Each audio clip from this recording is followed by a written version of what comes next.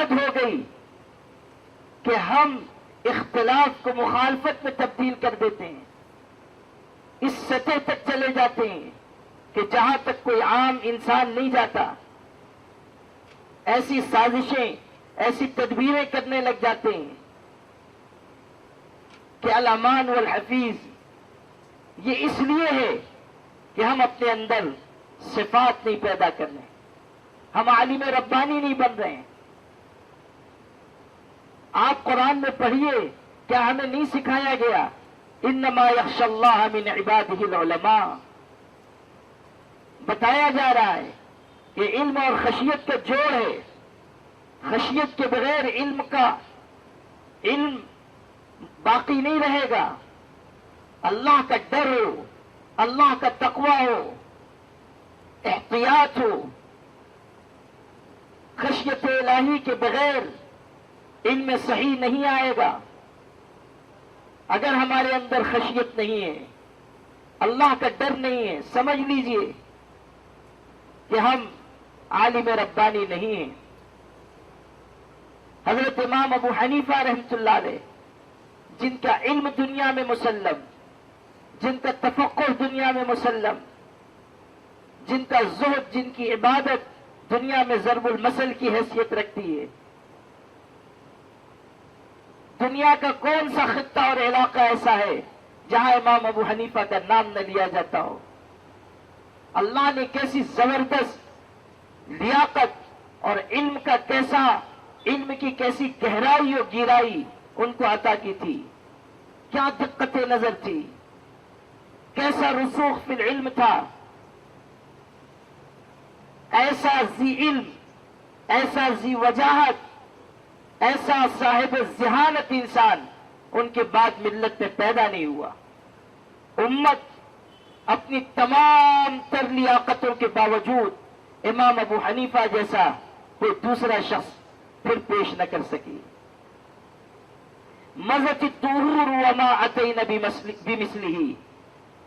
مزت الطہور متنبی کا شعر ہے، مزت الطہور وما اتینا بمثلہ وَلَقَدْ أَتَى فَعَجَزْنَا عَنْ نُظَرَائِهِ.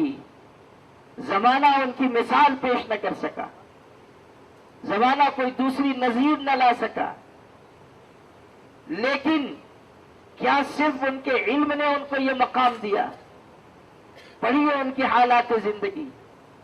ایک مرتبہ راستے سے گزر رہے تھے، بارش کا زمانہ تھا، ایک بچہ بھی گزر رہا تھا نوعمر. غلطی سے حضرت کا پیر اس کے پیر پر پڑ گیا. وہ نہیں جانتا تھا یہ اتنے بڑے عالم ہیں، بزرگ ہیں. پلٹ کر اس نے کہا، بڑے میاں آپ نے میرا پیر کچل دیا، آپ کو اللہ سے ڈر نہیں لگتا، آپ کو آخرت کی فکر نہیں ہے.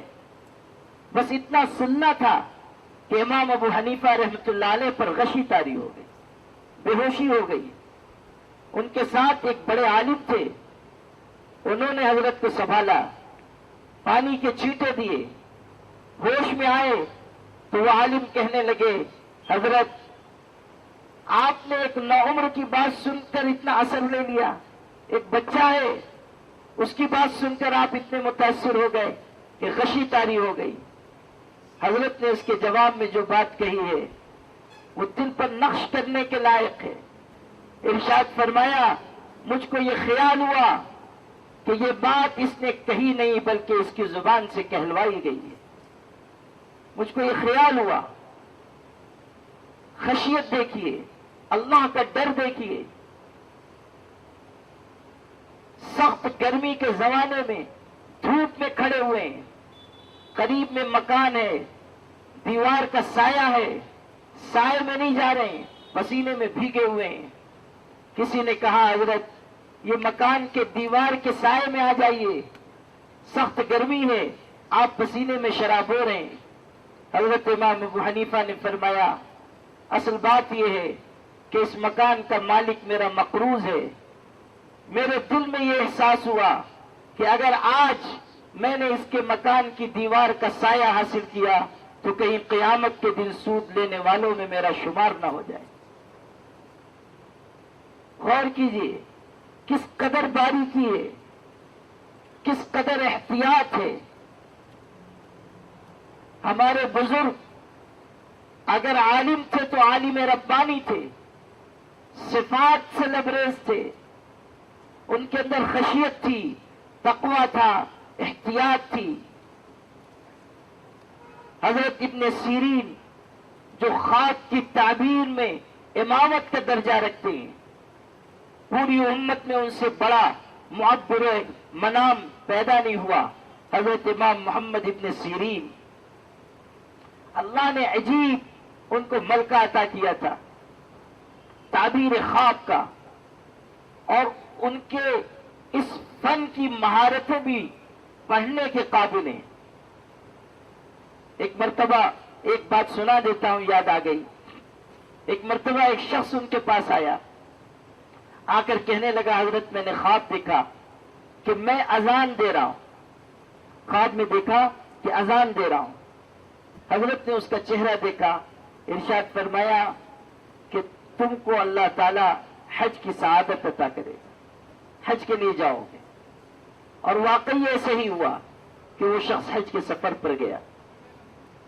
کچھ دن گزرے، ایک صاحب آئے، کہنے لگے حضرت میں نے خواب دیکھا. کیا خواب دیکھا؟ کہنے لگے کہ میں نے خواب میں دیکھا کہ میں اذان دے رہا ہوں، اذان دے رہا ہوں. حضرت نے چہرہ دیکھا، لوگوں سے کہا اس کو پکڑو، یہ چور ہے. لوگوں نے پکڑا، قاضی کے پاس لے گئے، پتہ چلا واقعی اس نے چوری کی ہے. تو کسی نے حضرت سے پوچھا کہ خواب تو دونوں ایک تھا، آپ نے الگ الگ تعبیر دی اور دونوں بات صحیح بھی نکلی، ایسا کیسے؟ اب دیکھیے ان کی دقت نظر. ارشاد فرمایا کہ جب پہلا شخص آیا اور اس نے اپنا خواب ذکر کیا تو میں نے اس کے چہرے پر نظر ڈالی، محسوس ہوا کہ نیک آدمی ہے. تو مجھ کو قرآن کی آیت یاد آئی، اذن فی الناس بالحج یأتوک رجالا. لوگوں میں حج کے لیے اذان دے دو، اعلان کر دو، اذان بمعنی اعلان. تو آیت یاد آئی، اذن فی الناس بالحج. میں نے اس کو حج کی بشارت دی اور اللہ نے وہی تعبیر ظاہر کی. اور یہ جو دوسرا آیا، اس کے چہرے پر برائی کے آثار تھے. مجھ کو آیت یاد آئی کہ اعلان کرنے والے نے اعلان کیا، اذن مؤذن ایتها العیر انکم لسارقون. حضرت یوسف کے واقعے میں کہ ایک اعلان کرنے والے نے اعلان کیا کہ اے قافلے والو تم چور ہو. تو میرا ذہن اس آیت کی طرف گیا، اس لیے میں نے تعبیر دی کہ یہ چور ہے، اور واقعی اس نے اپنی چوری کا جرم قبول کیا. یہ ان کی دقت نظر تھی. خیر، امام ابن سیرین رحمت اللہ علیہ کی جو بات آپ کو سنانی تھی وہ یہ کہ حضرت امام ابن سیرین تجارت فرماتے تھے. ایک مرتبہ انہوں نے بہت سارا مال خریدا، گھی خریدا، اور رقم قرض لے کر خریدی کی کہ جب بیچ لوں گا رقم واپس کر دوں گا. لیکن جب وہ گھی لے کر آئے اور مختلف ڈبوں سے گھی نکال کر ایک جگہ جمع کیا گیا تو ایک ڈبے میں سے مرا ہوا چوہا نکلا. اب مسئلے کے اعتبار سے یہ بات تھی کہ وہ ڈبہ ضائع کر دیتے، بات مکمل ہو جاتی. لیکن احتیاط دیکھیے، ان کے ذہن میں یہ بات آئی کہ جب سارا گھی ایک جگہ اکٹھا تھا، اگر اس وقت یہ چوہا گرا ہو تو یہ سارا گھی ناپاک ہو گیا، اس کا بیچنا درست نہیں. چنانچہ وہ سب انہوں نے سمندر میں ڈال دیا. اور چونکہ مقروض ہو گئے تھے، قرض ادا کرنے کی طاقت نہیں تھی، اس شخص نے ان پر مقدمہ کیا. نتیجے میں جیل جانا پڑا. جیل جانا گوارا کر لیا، لیکن جیل جانا گوارا کیا لیکن احتیاط کے خلاف کام نہیں کیا. تقویٰ دیکھیے، جس زمانے میں وہ جیل میں تھے، حضرت انس ابن مالک کا انتقال ہوا جو صحابی رسول ہے اور لمبی عمر پا کر دنیا سے گئے. صحابی خادم رسول حضرت انس ابن مالک رضی اللہ تعالیٰ. حضرت انس ابن مالک نے وصیت کی تھی کہ میرے جنازے کی نماز امام ابن سیرین پڑھائیں. کیسی عظمت ان کے دل میں رہی ہوگی. صحابی ہیں, تابعی کے بارے میں وصیت کی کہ یہ جنازے کی نماز پڑھا دیں. امام ابن سیرین رحمۃ اللہ علیہ. لوگ آئے جیل خانے میں اور حضرت سے کہا, حضرت صحابی رسول حضرت انس رضی اللہ عنہ کا انتقال ہوا ہے اور انہوں نے وصیت کی ہے کہ آپ جنازے کی نماز پڑھائیں, آپ تشریف لے چلیں. ہم نے حکومت سے اجازت لی ہے کہ آپ کو تھوڑی دیر کے لیے رہا کر دیا جائے. حضرت نے فرمایا نہیں, حکومت کا میں مجرم نہیں ہوں, جس کا مجھ پر قرض ہے میں اس کا ہوں. جب تک وہ اجازت نہ دے میں جیل خانے سے نہیں نکل سکتا. اس شخص سے اجازت لی گئی. جب اس نے اجازت دی تو حضرت نکلے, گئے, جنازے کی نماز پڑھائی اور اپنے گھر جائے بغیر واپس جیل خانہ آ گئے. غور کیجئے کہ احتیاط و تقوی کی وجہ سے ان کو جیل جانا پڑا. پھر احتیاط و تقوی کا یہ عالم ہے کہ جب تک اس شخص سے اجازت نہیں ملی جیل خانے سے نہیں نکلے. یہ خشیت, یہ احتیاط, یہ تقوی ایک عالم دین کے لیے تر امتیاز ہے. یہی وہ چیز ہے جو ایک عالم کو عالم ربانی بناتی ہے. ہم غور کریں, کیا ہم نے یہ چیزیں سیکھی ہیں؟ کیا ہم ان کو سیکھنے کی کوشش کر رہے ہیں؟ معاملات ہمارے صاف ہیں یا نہیں؟ اخلاق ہمارے درست ہیں یا نہیں؟ معاشرت ہماری ٹھیک ہے یا نہیں؟ مال و اسباب کے پیچھے تو ہم نہیں بھاگ رہے ہیں. کئی علاقوں میں جانا ہوتا ہے, بعض علماء کو میں دیکھتا ہوں, اللہ معاف کرے, آپ سے میں بالکل صاف بات عرض کرنا چاہتا ہوں. بعض علاقوں میں دیکھتا ہوں کہ ہمارے علماء اپنی عالمانہ شان کو امیروں کے پیچھے گھوم پھر کر مٹی میں ملا رہے ہیں, خوشامد کر رہے ہیں, ان کے آگے پیچھے جا رہے ہیں. امیروں اور پیسے والوں کے لیے ناک پوچھنے کا رومال بنے ہوئے ہیں.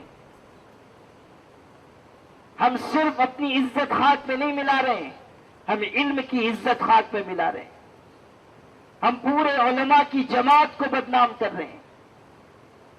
آپ قناعت سے زندگی گزاریے, سوکھی روٹی کھا لیجئے, خودداری کی کے دامن پر کوئی دھبا نہ لگنے دیجیے. کیا آپ بھول گئے کہ امام بخاری کو اس لیے جلا وطن ہونا پڑا تھا کہ انہوں نے حاکم وقت کے آگے سر جھکانے سے انکار کر دیا تھا؟ حاکم نے کہا کہ میرے بچوں کو آپ پڑھائیے اور آپ میرے گھر آ کر پڑھائیے. امام بخاری نے کہا انی لا اذل العلم, میں علم کو ذلیل نہیں کر سکتا, تمہارے گھر آ کر نہیں پڑھاؤں گا. حاکم وقت سے کہا. اس نے کہا اچھا میں اپنے بچوں کو بھیج دوں گا مگر آپ عام لوگوں سے الگ پڑھا دیں. کہا یہ بھی نہیں ہو سکتا, سب کے ساتھ پڑھنا چاہیں دروازہ کھلا ہوا ہے, ورنہ ہرگز نہیں پڑھاؤں گا. نتیجہ یہ نکلا کہ وہ ان کی مخالفت پر آمادہ ہو گیا, ستانے لگا, یہاں تک کہ جلا وطن کر دیا.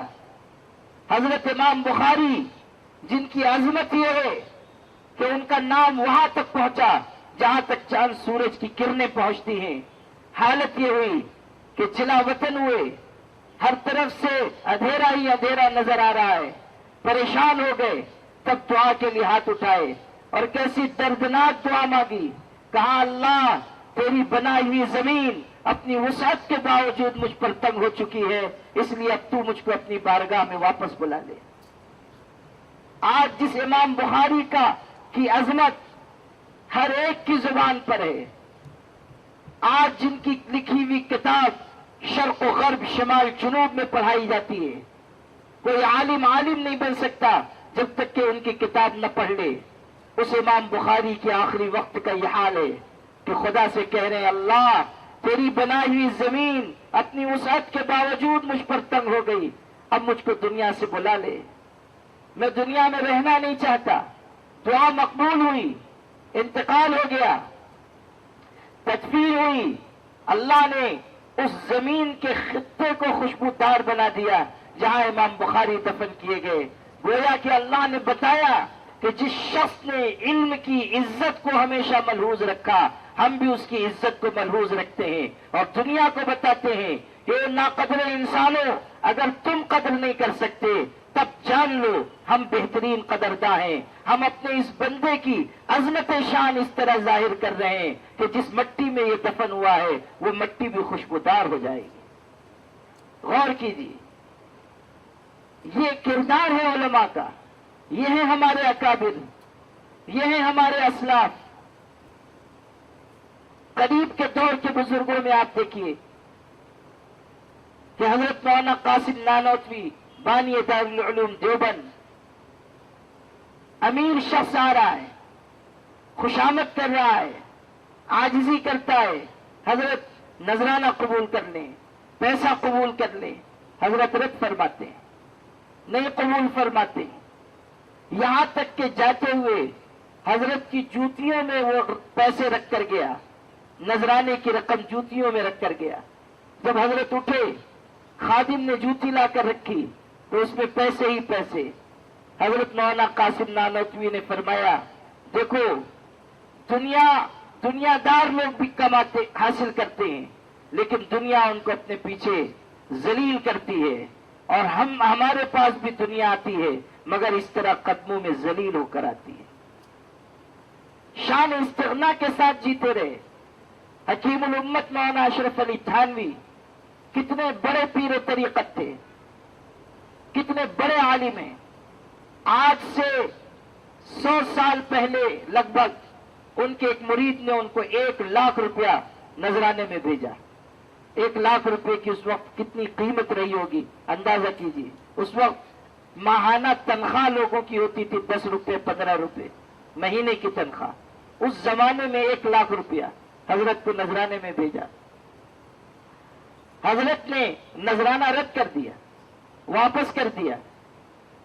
اس مرید نے حضرت کو خط لکھا، خط میں یہ لکھا کہ حضرت 1,00,000 روپیہ میں نے بھیجا تھا، آپ نے قبول نہیں کیا. ایسا مرید آپ کو کہاں ملے گا؟ ایسا مرید آپ کو کہاں ملے گا جو 1,00,000 روپیہ نذرانے میں پیش کرے؟ حضرت نے جواب لکھا، اگر ایسا مرید نہیں ملے گا تو ایسا پیر بھی نہیں ملے گا جو 1,00,000 روپے پہ پیشاب بھی نہیں کرتا ہے. اگر ایسا مرید نہیں ملے گا تو ایسا پیر بھی نہیں ملے گا. جواب لکھ کر بھیجا. آج کل کے کوئی پیر ہوتے تو 1,00,000 روپیہ جو مرید پیش کر رہا ہے الحمدللہ کہ چند دن کے بعد اس کو خلافت سے مشرف فرما دیتے. آج کل تو ماشاءاللہ خلافتیں شب برات کا حلوہ ہے، ان کو بھی دیجیے، ان کو بھی دیجیے، ان کو بھی دیجیے. آج کل تو خلافت نہیں ہے، کھلی آفت ہے. آج کل جو خلافت ہے وہ خلافت نہیں ہے، کھلی آفت. نہ کوئی تربیت، نہ کسی طرح کی کوئی تعلیم. بس مرید ہو گئے، اور ماشاءاللہ بعض ایسے خوش نصیب ہیں ٹیلی فون سے بیعت ہوتے ہیں اور ای میل سے خلیفہ ہو جاتے ہیں. ایسے حضرات ماشاءاللہ مبارک ہستیاں موجود ہیں. کوئی تربیت نہیں، کوئی صحبت شیخ نہیں، کوئی مرشد سے رابطہ نہیں، مرشد کے یہاں رہے نہیں، معمولات پورے کیے نہیں، ذکر اذکار کچھ نہیں. بس لمبا امامہ باندھ لیا اور پیر صاحب کو سنانے لگے کہ ایسا خواب میں نے دیکھا، ایسا خواب میں نے دیکھا. اور پیر صاحب نے بھی کہا کہ واہ، یہ تو حضرت جبریل کے سگے نواسے معلوم ہو رہے ہیں، لاؤ ان کو پگڑی باندھو اور بناؤ خلیفہ. ہو گئے خلیفہ. اور اس کے بعد جو کچھ آفتیں وہ انجام دیتے ہیں، اللہ کی پناہ، اللہ کی پناہ. یہ بھی اس تصوف کے نظام کا بگاڑ ہے. میں اصلاً خانقاہی آدمی ہوں، میرا خمیر و ضمیر خانقاہ سے اٹھا ہے. میں نے اپنے حضرت کی انگلی پکڑ کر چلنا سیکھا ہے. مجھ سے زیادہ تصوف و سلوک کے نظام کا حامی اور کون ہو سکتا ہے؟ لیکن بحیثیت عالم دین میری یہ ذمہ داری ہے کہ اگر کسی شعبے میں کوئی منکر ہے تو میں علی الاعلان کہوں کہ یہ غلط ہو رہا ہے. منکر پر نکیر عالم دین کی ذمہ داری ہے. غلط ہے یہ نظام کہ آپ بغیر تربیت کے کسی کو اجازت دیں، بغیر تربیت کے کسی کو خلیفہ بنا دیں. یہی حضرت تھانوی رحمۃ اللہ علیہ کیسے شیخ طریقت تھے.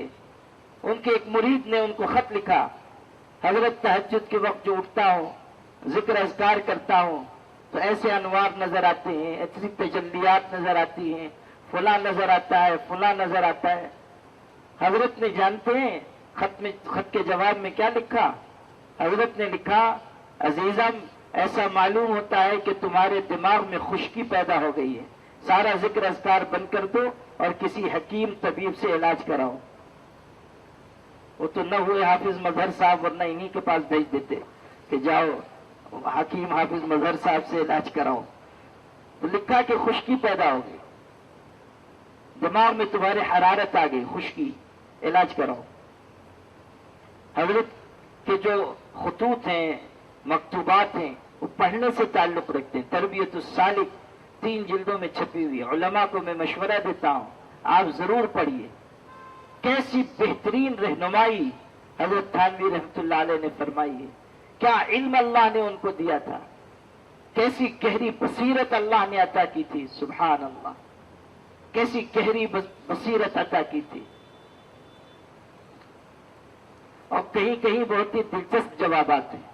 چونکہ بہت خوش گفتگو کروں گا تو آپ لوگ تو ماشاءاللہ اکثر علماء ہیں جو قیلولے کو واجب قرار دیتے ہیں، اور ماشاءاللہ اور مسائل میں تو اختلاف ہو سکتا ہے، امام شافعی یہ کہتے ہیں، ابو حنیفہ یہ کہتے ہیں، مگر قیلولے کے وجوب پر تو ائمہ اربعہ کا اتفاق ہے، اور وہ بھی ہم لوگ مع نیت ماشاءاللہ قیلولہ فرماتے ہیں، کوئی چھوٹا موٹا نہیں، من بدایتی وقت الظہر الی نہایتی وقت العصر، زبردست قیلولہ، جو قیلولہ طویلہ بلکہ لیلولہ ہے۔ کسی سنت پہ عمل ہو یا نہ ہو، اس قیلولے والی سنت پہ تو خوب عمل ہے۔ تو آپ کو ان کے دلچسپ جوابات سناتا ہوں۔ حضرت تھانوی رحمۃ اللہ علیہ کو ان کے کسی مرید نے لکھا، تربیت السالک میں لکھا، حضرت جب میں معمولات پورے کرنے بیٹھتا ہوں تو نیند آنے لگ جاتی ہے، کیا کروں؟ لکھا کہ حضرت جب معمولات پورے کرنے بیٹھتا ہوں نیند آنے لگ جاتی ہے، کیا کروں؟ حضرت نے ایک جملے میں جواب دیا، سو جایا کرو۔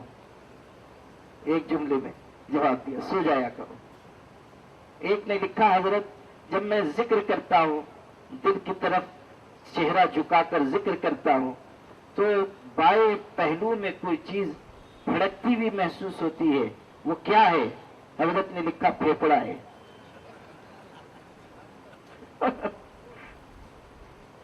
لا الہ الا اللہ۔ تو بہت ہی گہری نظر تھی حضرت تھانوی رحمۃ اللہ علیہ کی، اور واقعی معالجات روحانی کے بعد میں وہ امام تھے۔ عجیب و غریب علاج تجویز فرماتے تھے، غیر معمولی اللہ نے ان کو دقت نظر دی تھی، اور یہی اصل شیخ ہے۔ شیخ وہ نہیں ہوتا جو مال و اسباب پر نظر رکھے، شیخ وہ نہیں ہوتا کہ جو مریدین کو خوش کرنے کے چکر میں رہے، شیخ وہ نہیں ہوتا کہ جس کی نگاہ دنیا داری اور اسباب پر ہو، ہرگز نہیں۔ شیخ وہ ہوتا ہے جو مخلص ہو، جس کی نگاہ اللہ پر ہو، جو توکل اور اعتماد کے ساتھ زندگی گزارے۔ اب تو پیر کی اور شیخ کی تعریف بدل گئی۔ لوگ کہتے ہیں، کسی کا شعر ہے کہ جو دودھ شکر سے بنے اسے کھیر کہتے ہیں، اور جو کھا جائے ساری کھیر اس کو پیر کہتے ہیں۔ یہ آج کل پیر کی تعریف ہے۔ وہ ہے نا کہ کسی مرید نے خواب دیکھا، جعلی پیر صاحب تھے اس کے، تو اس نے خواب دیکھا اور آ کر حضرت سے کہنے لگا صبح کہ حضرت رات کو میں نے عجیب خواب دیکھا، میں نے یہ دیکھا کہ آپ کی سب انگلیاں شہد میں ڈوبی ہوئی ہیں اور میری ساری انگلیاں ناپاکی اور نجاست میں ڈوبی ہوئی ہیں۔ تو پیر صاحب کو تو موقع مل گیا، انہوں نے ارشاد فرمایا، بالکل صحیح تم نے دیکھا، ہمارا مقام بہت اونچا ہے، تم دنیا دار ہو، یہی تم کو دکھایا گیا ہے۔ اس نے کہا، حضرت ابھی خواب آدھا ہوا، آگے میں نے یہ دیکھا کہ میں آپ کی انگلیاں چاٹ رہا ہوں اور آپ میری انگلیاں چاٹ رہے ہیں۔ یہاں خواب مکمل ہوا، یہاں خواب مکمل ہوا ہے۔ اور واقعی یہ بات ہے کہ اگر عالم دین یا شیخ طریقت دنیا دار ہے تو وہ نجاست کے پیچھے جا رہا ہے، اور اگر مرید صادق ہے اپنی طلب میں اور وہ چاہتا ہے کہ اپنے دل کو بنائے اور سنوارے اور اس کے لیے محنت کر رہا ہے، تو وہ تو دیندار ہے، اپنی نیت میں سچا ہے، صحیح راستے پر چل رہا ہے، لیکن اس کا پیر دنیا دار ہے، وہ غلط راستے پر چل رہا ہے، وہ مال و اسباب دنیا کے پیچھے جا رہا ہے۔ یہ چیز ہمارے آپ کے سمجھنے کی ہے۔ خیر، آپ سے جو میں عرض کر رہا تھا وہ یہ کہ علماء میں شان استغنا ہونی چاہیے۔ یہ نہ ہو کہ ہم امیروں، مالداروں، پیسے والوں سے مرعوب ہونے لگ جائیں۔ کتنے علاقے ایسے ہیں کہ جہاں علماء کرام کی خدمت اس لیے متاثر ہو گئی کہ انہوں نے بجائے استغنا کے لالچ اور لوگوں سے توقعات کا راستہ اپنا لیا، خوددار بنی، قناعت پسند بنی، اللہ تعالیٰ پر بھروسہ کرنے والے بنیے، اللہ تعالیٰ پر نگاہ رکھیے، توکل کا سرمایہ اختیار کیجیے۔ ہماری روزی اللہ کے ذمہ ہے، اللہ نوازنے والا ہے، اللہ عطا کرنے والا ہے، اللہ دینے والا ہے، اللہ کی ذات پر ہماری نگاہ ہو۔ اسی کے ساتھ ساتھ ہمارے اندر خلوص آئے، اخلاص کے بغیر کوئی عمل قابل قبول نہیں، اخلاص کے بغیر کوئی عمل اللہ کے ہاں مقبول نہیں۔ ان اللہ طیب لا يقبل الا طیبا، حدیث پاک میں ہے، اللہ پاک ہے اور پاک عمل ہی کو قبول فرماتا ہے۔ خلوص ہو، یعنی جو ہم کریں وہ اللہ کے لیے کریں، لوگوں کو دکھانے کے لیے نہیں، شہرت کے لیے نہیں، واہوائی کے لیے نہیں، اس لیے نہیں کہ لوگ ہمیں اچھا سمجھیں، لوگ ہماری طرف راغب ہوں، ہرگز نہیں۔ اگر یہ جذبات ہمارے دل میں ہیں تو سمجھ لیجئے کہ ہماری خدمت دین ہمارے نفس کی غذا بن رہی ہے، اللہ کی رضا کا ذریعہ نہیں۔ احتساب کیجئے، جائزہ لیجئے کہ ہمارا کام کس لیے ہے، ہمارا واز کہنا کس لیے، ہماری چاہتیں کیا ہیں، ہمارے ارادے کیا ہیں۔ شیخ الہند مولانا محمود حسن دیوبندی رحمت اللہ علیہ، جو ہمارے بڑوں کے بڑے، ایک علاقے میں تشریف لے گئے مراد آباد، وہاں لوگوں نے حضرت سے گزارش کی کہ حضرت کچھ تقریر فرما دیجیے۔ حضرت بیٹھے، بیان شروع ہوا۔ وہ علاقہ ایسا تھا کہ جہاں بعض ایسے علماء تھے جو منطق اور فلسفے میں بہت مہارت رکھتے تھے، اور ان کا ذہن یہ تھا کہ دارالعلوم دیوبند کے علماء منقولات میں تو بہت ممتاز ہیں مگر منطق اور فلسفے میں ان کی مہارت نہیں ہے۔ حضرت بیان فرما رہے ہیں اور اچانک منطق و فلسفے کا کوئی موضوع نکل آیا اور حضرت اس پر بہت بہترین گفتگو فرما رہے تھے۔ اتنے میں اس علاقے کے بڑے فلسفی و منطقی عالم، معقولات کے عالم وہ تشریف لائے، جو حضرت کے خدام تھے، اس علاقے کے حضرت کے شاگرد۔ انہوں نے سوچا کہ بہت اچھا ہوا یہ آ گئے، آج ان کو پتہ چلے گا کہ حضرت کتنی مہارت رکھتے ہیں، علم میں کتنے ممتاز ہیں، معقولات میں بھی ان کو کیسی دسترس حاصل ہے، آج پتہ چلے گا۔ دل میں خوش ہو رہے تھے۔ وہ آئے اور بیٹھے، حضرت کی ان پر نظر پڑی، بس اچانک حضرت نے واز ختم کر دیا، تقریر ختم کر دی۔ لوگ حیران ہو گئے، ان کے شاگرد پریشان ہو گئے۔ کسی نے بعد میں کہا حضرت آپ نے عین وقت پر تقریر ختم کر دی، جب تقریر کا وقت آیا تھا آپ نے تقریر روک دی۔ وہ فلاں عالم جو آئے تھے وہ سنتے تو ان کو اندازہ ہوتا کہ آپ کو اللہ نے کیسا علم دیا ہے، منطق و فلسفے میں کیسی مہارت دی ہے، ان کو پتہ چلتا حضرت نے کیسی بات کہی، ہمارے اکابر کیسے تھے میرے بھائیوں۔ حضرت نے فرمایا یہی خیال مجھ کو بھی آ گیا تھا، بس میں نے سمجھا کہ اب میرا بولنا اللہ کے لیے نہیں ہے، ختم کر دیا، میرا بولنا اللہ کے لیے نہیں، یہی خیال مجھ کو آ گیا، اس لیے میں نے تقریر روک دی۔ اللہ کے لیے جینے والے یہ لوگ تھے۔ حضرت مولانا سید اسماعیل شہید رحمت اللہ علیہ جامع مسجد دہلی میں انہوں نے بہت لمبا واز کہا، ہزاروں لوگ شریک ہوئے، 3 گھنٹے تک بولتے رہے۔ جب تقریر مکمل ہوئی لوگ نکلے، حضرت بھی نکلے، اچانک گاؤں دیہات کا ایک کسان ہانپتا کانپتا آیا، سانسیں اکھڑ رہی ہیں، کہنے لگا حضرت आवाज खत्म हो गया? हजरत ने कहा हाँ, बहुत दूर से मैं सुनकर आया था आज आपकी तकरीर होगी, लेकिन अफसोस कि मुझको देर हो गई, आपकी तकरीर नहीं सुन सका। हजरत ने फरमाया क्यों अफसोस करते हो, बैठो। वहीं सीढ़ी पर बिठाया और हजारों के मजमे में जो तकरीर फरमाई थी वो उस एक शख्स के सामने पूरी दोहराई, पूरी तकरीर दोहराई। जब हजरत ने मुकम्मल किया तो वो शख्स बहुत शुक्रिया अदा करने लगा, कहने लगा हजरत आपने मुझे अकेले शख्स के लिए इतनी लंबी तकरीर दोहरा दी। जो जवाब हजरत मौलाना इस्माइल शहीद ने दिया वो सोने के पानी से लिखे जाने के काबिल है। हजरत ने फरमाया कि प्यारे, मैंने अंदर भी जो तकरीर की थी वो एक के लिए की थी, बाहर भी जो तकरीर की है वो एक के लिए की है। मकसूद अंदर भी ये था कि अल्लाह राजी हो, मकसूद यहां भी ये था कि अल्लाह राजी हो। एक अल्लाह के लिए अंदर भी तकरीर की थी, एक अल्लाह के लिए बाहर भी तकरीर की है।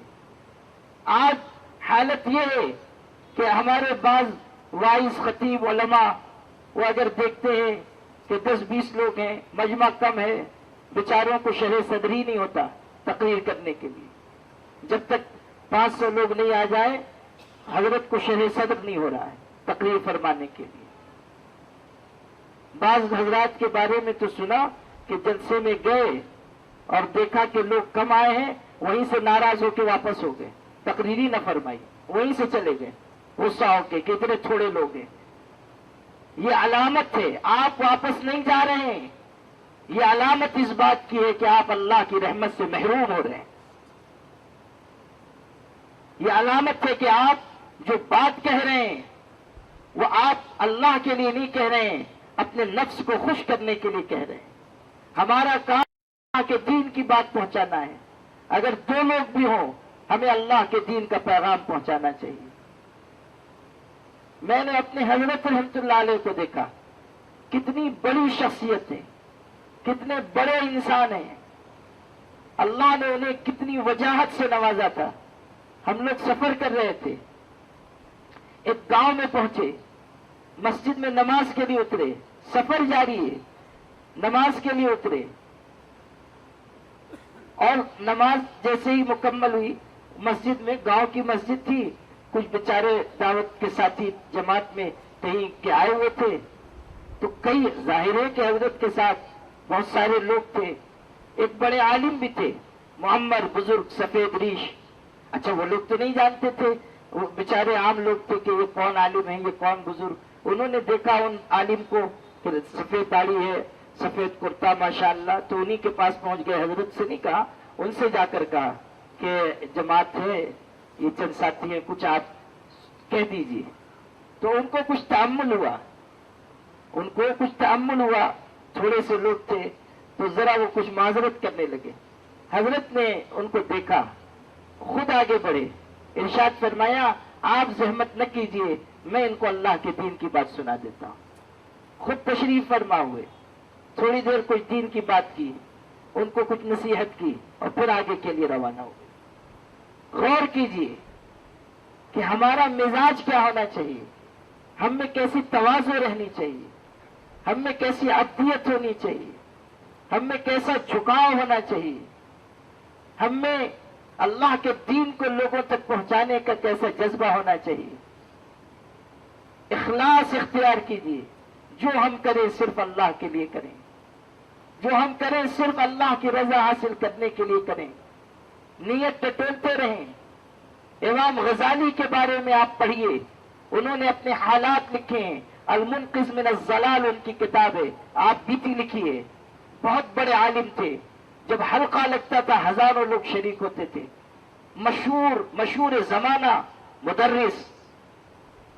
लेकिन हजरत इमाम गजाली खुद तहरीर फरमाते हैं कि एक अरसे तक पढ़ाने के बाद मेरे दिल में ये एहसास पैदा हुआ कि मेरी नीयत दुरुस्त नहीं है, मैं ये जो पढ़ा रहा हूं इसमें शोहरत हासिल करना चाहता हूं, मेरी नीयत दुरुस्त नहीं, मेरा इरादा अच्छा नहीं। साफ साफ लिखा है अपनी किताब में, उनका इखलास देखिए, साफ लिखा कि बरसों पढ़ाने के बाद सुम्मा तफक्करतु फी नियती फी तदरीस ان کی عبارت آپ کو سناتا ہوں. ثم تفکرت فی نیتی فی التدریس فاذا ہی غیر خالصۃ لوجہ اللہ بل باعثها ومحركها حب الجاہ وانتشار الصیت فتيقنت انی علی شفا جرف ہار وانی اشفیت علی النار ان لم اشتغل بتلافی الاحوال. کہتے ہیں کہ میں نے غور کیا کیوں پڑھا رہا ہوں، تو دل سے آواز آئی کہ تیرا پڑھانا شہرت کمانے کے لیے، لوگوں کو اپنی طرف متوجہ کرنے کے لیے. بس میں نے سمجھ لیا کہ میں تو ہلاک ہو جاؤں گا، میں تو جہنم کے دہانے پر پہنچ چکا ہوں اگر میں نے اپنی اصلاح کی فکر نہ کی. چنانچہ انہوں نے پڑھانا چھوڑا، حلقہ درس بند کر دیا، گئے ایک شیخ طریقت سے بیعت ہوئے، جنگلوں میں رہے، ذکر اذکار کرتے رہے، اپنے دل کو پاکیزہ بنانے کی محنت میں لگے. تب کہیں جا کر امام غزالی بنے. یہ ہے وہ چیز جو ہمارے سیکھنے کی، اخلاص، اپنے اندر اخلاص لائیے. اور اسی سے جڑی ہوئی بہت سی صفات ہیں، وہ صفات اپنے اندر پیدا کیجیے. جب خلوص آئے گا تو پھر آپ کسی کے مخالف نہیں بنیں گے. جب خلوص آئے گا آپ کسی کی برائی نہیں کریں گے. جب خلوص آئے گا آپ کسی دوسرے عالم کو نیچا دکھانا نہیں چاہیں گے. جب خلوص آئے گا آپ ہر ایک کی قدر کریں گے، ہر ایک کو عزت کی نظر سے دیکھیں گے، خود جھک جائیں گے، دوسرے کو آگے بڑھا دیں گے. خلوص کے بغیر یہ ممکن نہیں. دیوبند میں حضرت مولانا اصغر حسین صاحب بہت بڑے عالم تھے، بزرگ تھے. اس زمانے کے ایک دوسرے بڑے عالم تھے، ان سے ان کا کچھ اختلاف تھا. حضرت مولانا اصغر حسین صاحب کبھی پنج وقتہ نماز میں محلے کی مسجد میں بھی امامت نہیں فرماتے تھے، احتیاط کرتے تھے. لیکن ایک دفعہ عجیب بات ہوئی، دیوبند میں قحط پڑا، استسقاء کی نماز کا اعلان ہوا، اور چونکہ یہی دو بڑے عالم تھے اور یہ نماز نہیں پڑھاتے تھے تو اعلان ہوا کہ حضرت فلاں حضرت نماز پڑھائیں گے. یہ بھی گئے نماز کے لیے، اور نماز جا کر ان کے پیچھے پڑی. بارش نہیں ہوئی. دوسرے دن پھر بارش نہیں ہوئی. تیسرے دن پھر نماز کا اعلان ہوا، اور وہی بزرگ جن سے ان کا اختلاف تھا آگے بڑھنے لگے. تو یہ آگے بڑھے، بڑی لجاجت سے انہوں نے کہا حضرت اگر اجازت ہو تو آج نماز میں پڑھا دوں. انہوں نے کہا بسم اللہ، آئیے پڑھا دیجیے. وہ بھی بڑے عالم تھے، پڑھائیے. انہوں نے بھی پڑھائی نماز. بارش نہیں آئی. کسی نے ان سے پوچھا کہ حضرت آپ محلے کی مسجد میں اصرار کے باوجود نماز نہیں پڑھاتے، آج کیا ہو گیا آپ کو کہ آپ نے خود امامت کے لیے کہا، وہ بھی ہزاروں کے مجمع میں. حضرت نے پہلے تو ٹالنا چاہا، لیکن جب اس نے اصرار کیا، عجیب بات کہی. خلوص دیکھیے، بنا ہوا دل دیکھیے. کہنے لگے مجھ کو یہ مکاشفہ ہوا کہ بارش نہیں آئے گی، بارش نہیں برسے گی. مجھ کو یہ خیال ہوا کہ اگر وہی عالم تینوں دن نماز پڑھائیں تو لوگ یہ کہیں گے کہ امام میں کچھ غلطی خامی ہے، اس لیے بارش نہیں ہوئی. میں چاہتا تھا کہ لوگ اگر ملامت کریں اس ملامت میں میں بھی شامل ہو جاؤں، اس ملامت میں میں بھی شامل ہو جاؤں. حالانکہ ان سے اختلاف تھا، لیکن اس کے باوجود اس قدر خلوص دل میں ہے، ایسا جذبہ دل میں ہے. یہی وہ بزرگ ہیں جن کا ہم نام لیتے ہیں، لیکن ان کی روش پر چلنے کے لیے تیار نہیں. حد درجہ گراوٹ بعض علاقوں میں آ رہی ہے، آپس کی مخالفت، تو ایک دوسرے پر الزامات، ایک دوسرے کو گرانے کی کوششیں. اور پھر ہم مولوی ہیں، مولویوں کی سازشیں بھی مولویانہ ہوتی ہیں. ہماری تدبیریں بھی عام تدبیریں نہیں ہوتی ہیں. ہم تدبیر بھی کرتے ہیں تو اپنی سطح سے کرتے ہیں. یہ سب جو ہماری حرکتیں ہیں، یہ ہماری دنیا کو نقصان پہنچائے یا نہ پہنچائے، ہماری آخرت کو تباہ کرنے کے لیے کافی ہے. ایک دوسرے کی عیب چھپانے والے بنیے، ایک دوسرے سے محبت کرنے والے بنیے. حضرت شاہ عالم اللہ صاحب کو حضرت اورنگزیب عالمگیر نے نذرانہ پیش کیا. بہت بڑے عالم تھے، حضرت نے رد کر دیا. بزرگ تھے، رد کیا. بادشاہ کو معلوم ہوا، کہا کہ اچھا وہ نہیں لے رہے، دوسرے کو پیش کر دیجیے. دوسرے بزرگ تھے، اور بتا کر پیش کرنا. ان کو بتایا گیا کہ حضرت یہ نذرانہ حضرت اورنگزیب نے بھیجا تھا حضرت شاہ عالم اللہ کو، انہوں نے قبول نہیں کیا. اب بادشاہ نے کہا آپ کو دے دیا جائے. وہ بھی عالم تھے, بزرگ تھے. انہوں نے کہا, الفاظ سنیے, انہوں نے کہا حضرت شاہ عالم اللہ بہت بڑے بزرگ ہیں, اللہ والے ہیں, ان کی شان یہی تھی کہ وہ رد کر دیتے, ہم دنیا دار آدمی ہیں, لاؤ ہم قبول کرتے. حالانکہ وہ بھی بڑے عالم تھے, لیکن اپنے بارے میں کہا ہم تو دنیا دار ہیں, لاؤ قبول کرتے ہیں. کوئی شخص اس مجلس میں تھا, ایسے مبارک لوگ ہر علاقے میں ہوتے ہیں جو اس مقدس فریضے پہ مامور ہوتے ہیں کہ یہاں کی بات وہاں پہنچائیں, وہاں کی بات یہاں لے کر آئیں. ایسے پرانوار لوگ پربھنی میں بھی ماشاءاللہ ہیں. آپ کا یہ علاقہ بھی ایسے خوش نصیبوں سے خالی نہیں ہے الحمدللہ.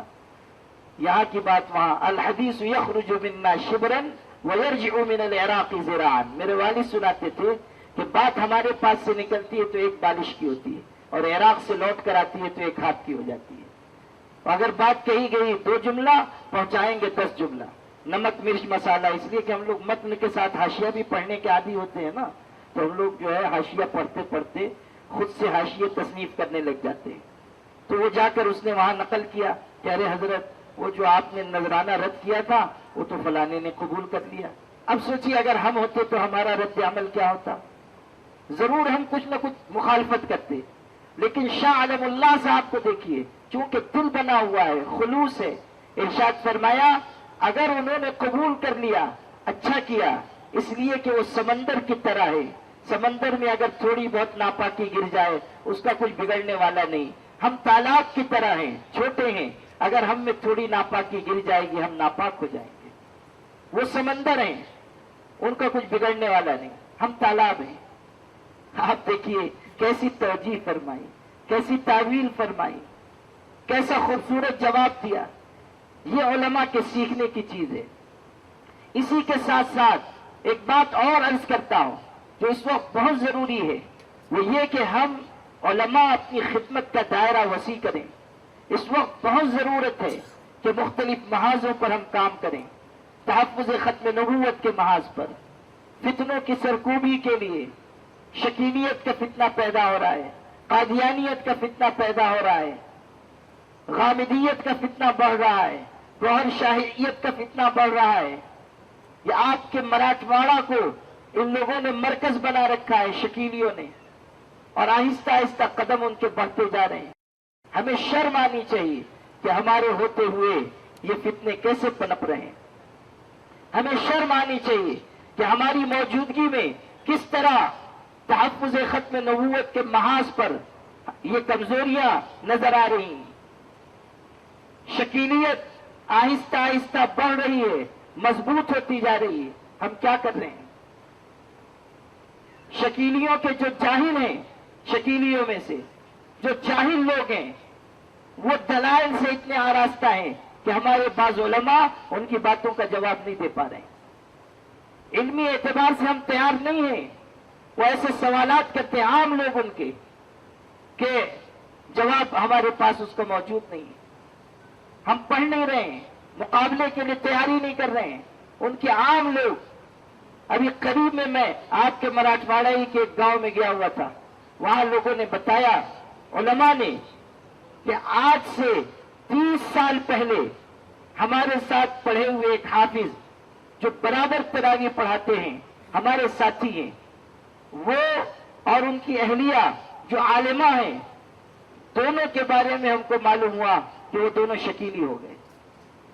تو ہم گئے ان سے ملاقات کے لیے. وہ دونوں عالم کہہ رہے ہیں, میرے بڑے والد کے شاگرد تھے دونوں, پرانے علماء میں. کہنے لگے ہم دونوں گئے اور اپنے اس ساتھی سے کچھ گفتگو شروع کی. ان کے الفاظ بتا رہا ہوں. کہنے لگے کہ 15-20 منٹ کے بعد ہم کو یہ محسوس ہونے لگا کہ ہمارا ایمان کہیں ہاتھ سے نہ چلا جائے, اس لیے ہم وہاں سے فوراً بھاگے. ایسی ایسی باتیں وہ بیان کر رہا تھا کہ ہمیں اپنے ایمان کے بارے میں خطرہ ہونے لگا کہ کہیں اس کے فریب میں ہم نہ پھنس جائیں, اس لیے ہم وہاں سے بھاگے. کئی مہینہ پہلے ناگپور سے ایک عالم کو لوگ لے کر آئے مالیگاؤں. وہ ہماری ایک مرکزی ملک کی ایک بڑی درسگاہ, مرکزی درسگاہ کے فاضل, معلوم ہوا کہ شکیلی ہو گیا. وہ آیا اور 2 گھنٹے مجھ سے بحث کرتا رہا، میں جواب دیتا رہا، آخر میں وہ قائل ہوا، پھر تجدید ایمان کی، مجھ سے بیعت ہوا، مجھے بھی اطمینان ہو گیا، واپس گیا، 1 مہینے کے بعد پتہ چلا کہ پھر ان میں جا کر مل گیا، بیوی بچے وہ بھی کچھ دنوں کے بعد چلے گئے اسی کے پاس۔ غور کیجئے، صرف جاہل نہیں، عالم اس فتنے کا شکار ہو رہے ہیں۔ ہم کہاں ہیں؟ اچھا، اس شخص سے میں نے یہ پوچھا، اس عالم سے میں نے یہ پوچھا کہ شکیل ابن حنیف سے ملنا اتنا آسان تو نہیں ہے، تم نے ملاقات کی؟ کہاں؟ بیعت کی؟ ہاں۔ کہاں بیعت کی؟ اس نے بتایا، پڑے گاؤں میں۔ اچھا، جب تم بیعت ہوئے، یہ سوال میں آپ کو یہ سوال اور جواب سنانا چاہتا ہوں۔ میں نے کہا جب تم بیعت ہوئے تو تمہارے ساتھ اور کتنے لوگ تھے بیعت ہونے والے؟ اس نے کہا 60-70 لوگ تھے۔ غور کیجئے، ایک نشست میں اتنے لوگ اس کے ہاتھ پر بیعت ہو رہے ہیں۔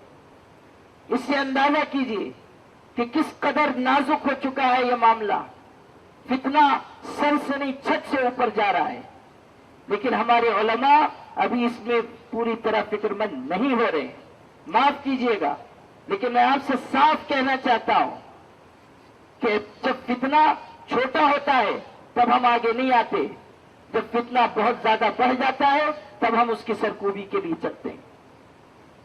اپنے اندر حساسیت پیدا کیجیے، غیرت پیدا کیجیے۔ علامہ انور شاہ کشمیری کا میں ذکر کر رہا تھا، آخر بیماری میں بہاولپور گئے تھے قادیانیوں کے سلسلے میں عدالت میں پیش ہونے کے لیے، اور اس عمر میں بیماری کے اس عالم میں گھنٹوں بحث فرمائی، کئی دن تک مسلسل عدالت میں بولتے رہے، اور جب وہ بولتے تھے سبحان اللہ، علم کا بحر زخار موجیں مارتا تھا۔ زبردست بحث فرمائی۔ جب گئے وہ بہاولپور، یہ سنانا ہے، اور اپنے عزیزوں سے چاہتا ہوں، اس ادارے کے فارغین سے چاہتا ہوں کہ اپنے دل پر یہ نقش کر کے لے جائے۔ جب وہ پہنچے، ہزاروں کا مجمع تھا، جامع مسجد میں کھڑے ہوئے، خاتم المحدثین ہے، اتنا بڑا عالم ہے، کہنے لگے میرے بھائیوں، میں اس وقت سخت بیمار ہوں، میرے آنے کی حالت نہیں تھی، طبیبوں نے منع کیا، حکیموں نے روکا، میرے مخلصین نے بھی کہا مت جائیے، آپ کی جان خطرے میں ہے، لیکن میں صرف اس لیے آیا کہ میرا ہاتھ اور میرا دامن اچھے عمل سے خالی ہے، آج یہاں اس مقدمے میں حضور کی ناموس کے لیے آ کر پیش ہوں گا، تو ہو سکتا ہے اسی عمل کی وجہ سے میری نجات ہو جائے، میری مغفرت ہو جائے، اس لیے میں آیا ہوں۔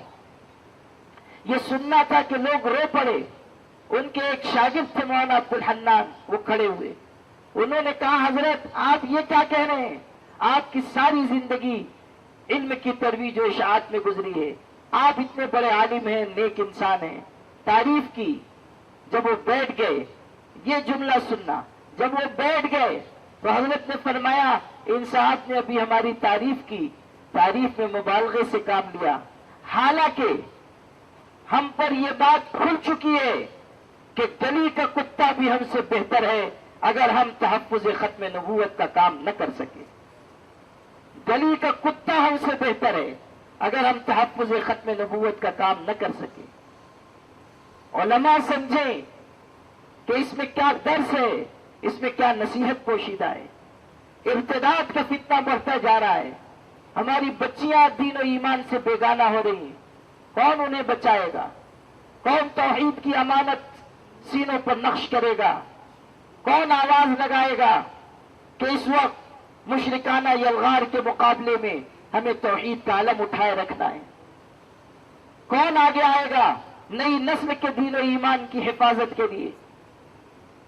غور کریں کہ اس ارتداد کے فتنے کو روکنے کے لیے ہمارے پاس کیا منصوبہ بندی ہے، کیا اقدامات ہم کر رہے ہیں، کیا کوششیں ہمارے علاقے میں ہو رہی ہیں، کیا ہمارے پاس منصوبہ بندی ہے؟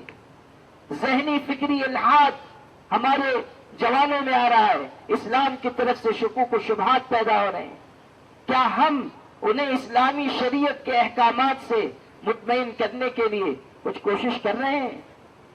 کیا ایسے موضوعات جن کو لے کر اسلام پر یلغار کی جا رہی ہے، ہم اس کے بارے میں علمی تیاری کر رہے ہیں، جمعہ میں ان موضوعات پر خطاب کر رہے ہیں۔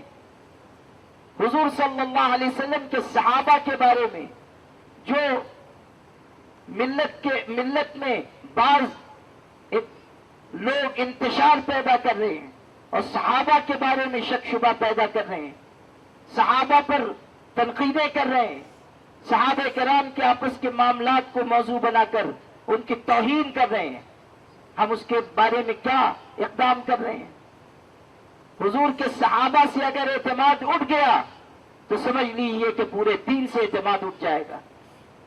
صحابہ پر تنقید کرنا حضور کی تربیت پر انگلی اٹھانا ہے، حضور صلی اللہ علیہ وسلم کے فیضان پر انگلی اٹھانا ہے۔ آپ نے اس کو معمولی سمجھ لیا؟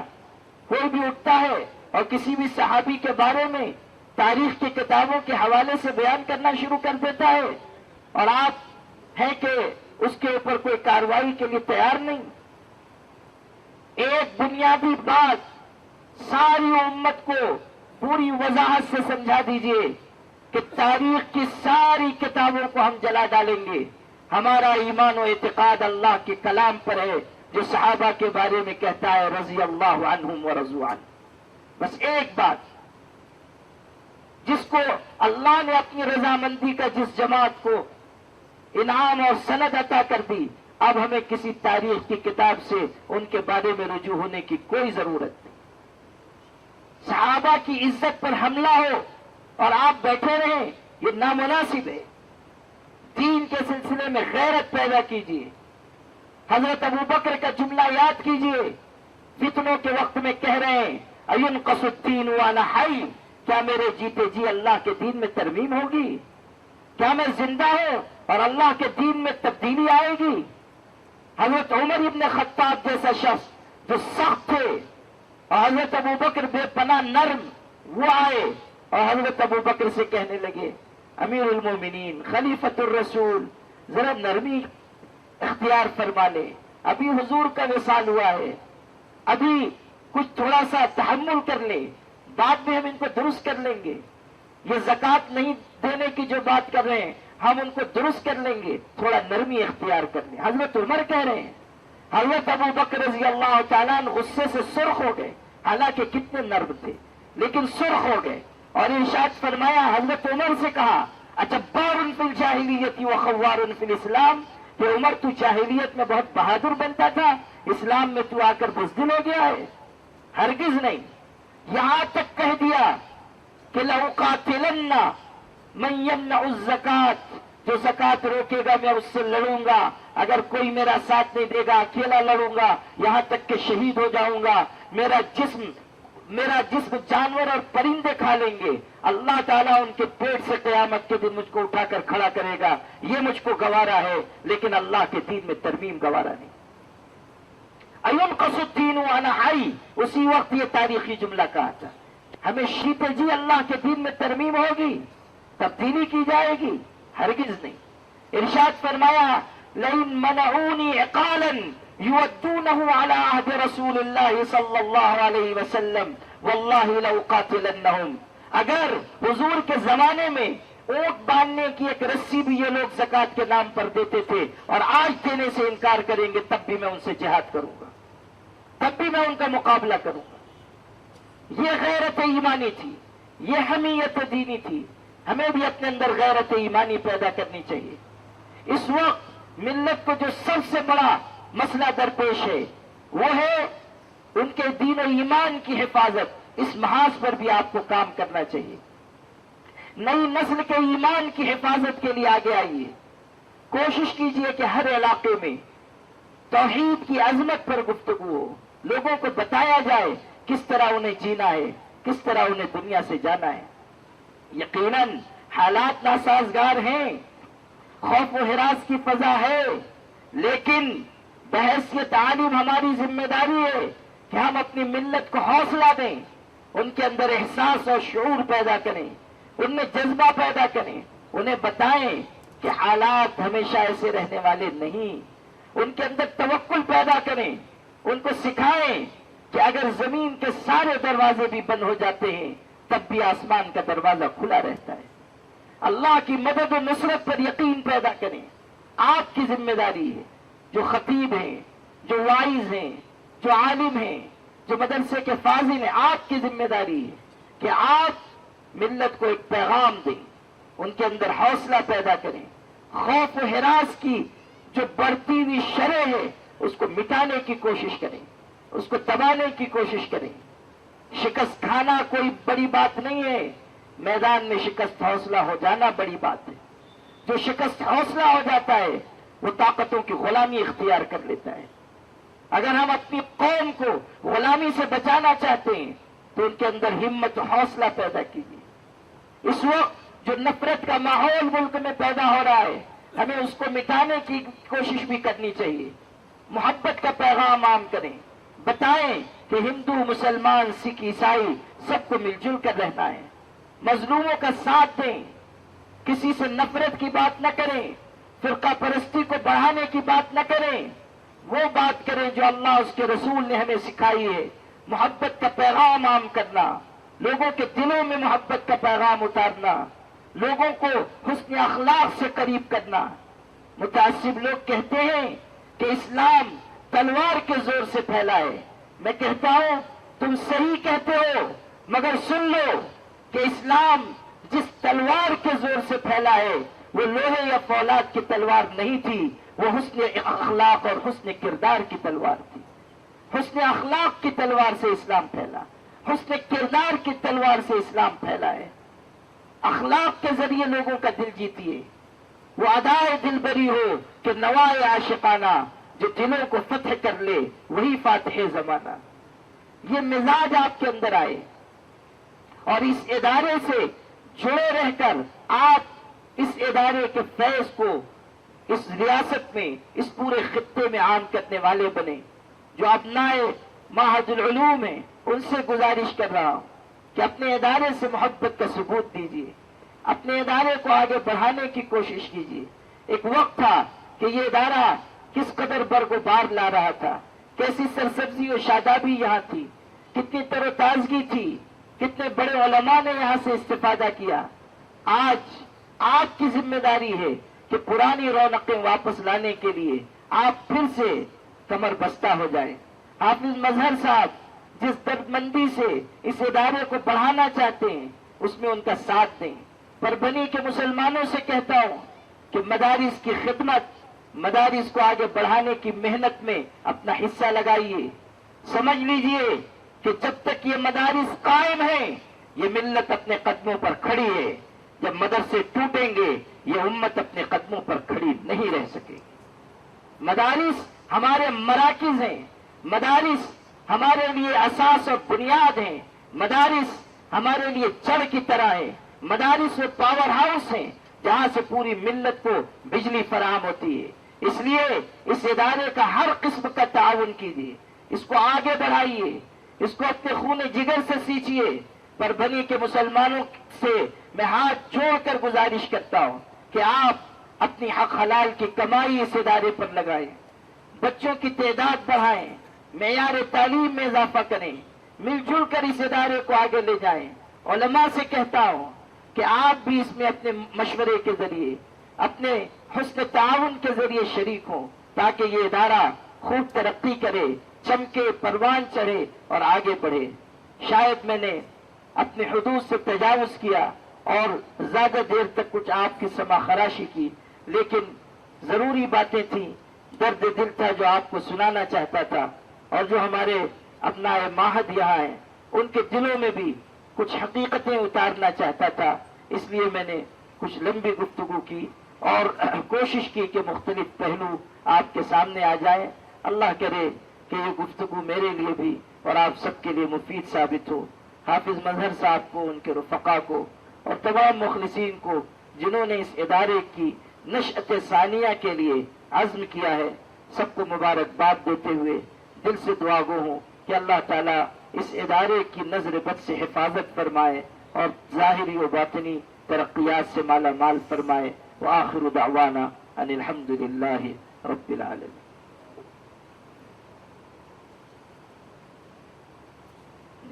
آواز اے وقت ٹھہر جا ذرا اور بھی سن لے، اے وقت ٹھہر جا ذرا اور بھی سن لے، لمحے یہ بار بار میسر نہیں ہوتے، اور تشنگی جم گئی ہے پتھر کی طرح ہونٹوں پر، تشنگی جم گئی پتھر کی طرح ہونٹوں پر، ڈوب کر بھی تیرے دریا سے میں پیاسا نکلا۔ حضرت والا اپنے قیمتی مواعظ سے ہم تمام کو مستفید فرما رہے تھے، اللہ تعالی ہم تمام کو اس پر عمل کرنے کی توفیق عطا فرمائے۔ معزز سامعین اکرام، قبل اس کے کہ ہمارے یہ اجلاس کا جو پہلا مرحلہ ہے، پہلی جو نشست ہے دعا پر اختتام پذیر ہو، کچھ اعلانات ہیں جو آپ کے گوشے گزار کرنا ہے۔ پہلا اعلان تو یہ ہے کہ اس اجلاس کے اندر حضرت مولانا مفتی محمد حسنین محفوظ نعمانی دامت برکاتہم تشریف لانے والے تھے، لیکن کسی سفر کی وجہ سے حضرت ختم بخاری کی ایک تقریب میں گئے ہیں، تو بعد نماز ظہر حضرت لائیو بیان کریں گے، خطاب کریں گے، اس لیے آپ حضرات سے اس میں شرکت کی درخواست ہے۔ دوسرا اعلان یہ ہے کہ فوراً دعا کے بعد تام کا نظم کیا گیا ہے، آپ لوگ تام سے فارغ ہونے کے بعد نماز انشاءاللہ ادا کی جائیں گی ظہر کی، اور ظہر کے نماز کے متصل دوسری جو نشستیں ہیں ہماری وہ شروع کی جائیں گی۔ تو میں بڑے ادب اور احترام سے حضرت والا سے درخواست کرتا ہوں کہ مختصراً اپنی دعا پر اس مجلس کا اختتام فرمائیں۔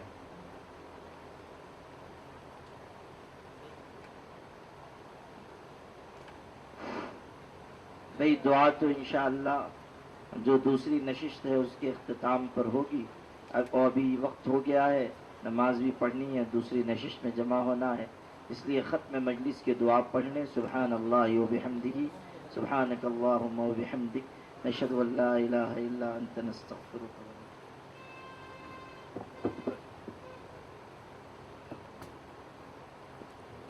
انتظامیہ میں جو احباب ہیں ان سے گزارش کی جاتی ہے کہ وہ اپنے اپنے کاموں کو سنبھال لیں۔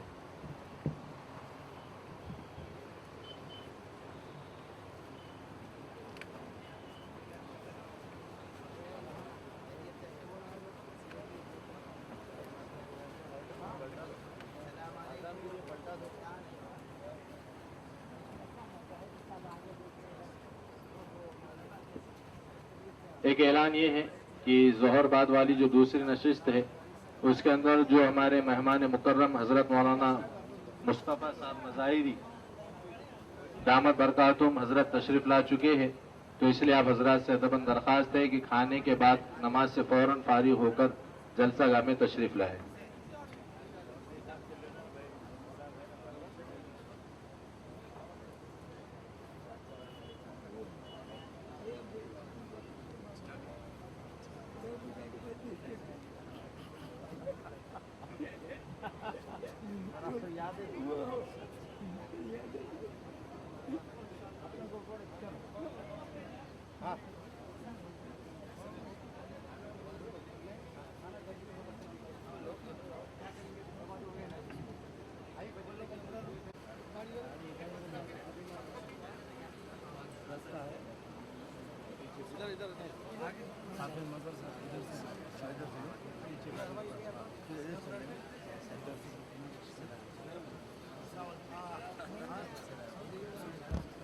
راستہ بناؤ، راستہ بناؤ بھائی، زنجیر بناؤ، آگے سے ڈالو بچوں، زنجیر بناؤ۔ ادھر پیچھے سے ہاں جی، ہاں مشکل ہو جائے گا، بس مسافہ کرنے کا گروپ کا وقت ہے، اس نشست کے اختتام پر فوراً نکل جانا، پھر میں نے اصل میں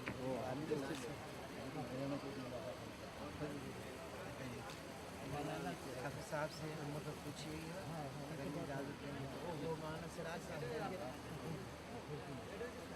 اچھا ٹھیک ہے، حافظ صاحب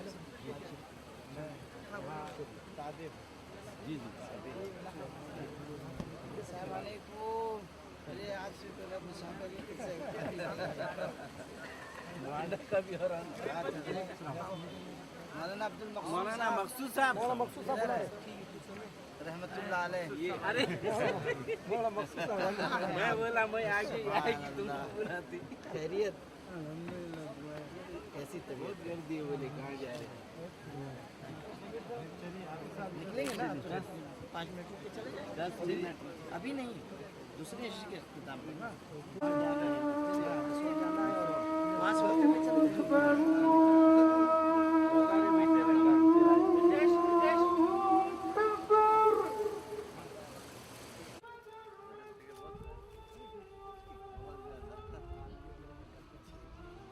मुफ्ती अब्बास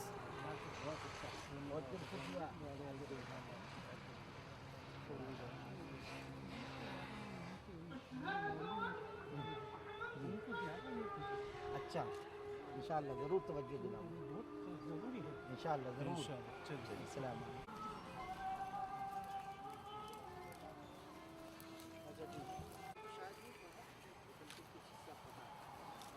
लिखते रहिए लेकिन कुछ किताबें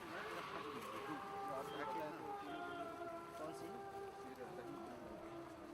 उसके अलावा जो है माहिरुल कादरी की तफसीर किताब ओहो हज़रत अस्सलाम वालेकुम सुभान अल्लाह बड़ी बरकत हासिल हुई आपसे मुलाकात हो गई सुभान अल्लाह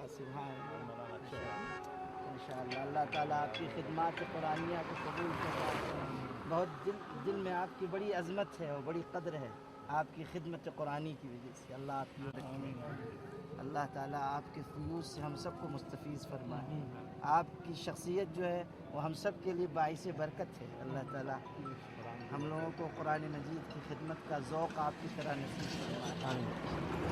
फरमाए क्या कर रहे हैं क्या कर रहे हैं अली हवाले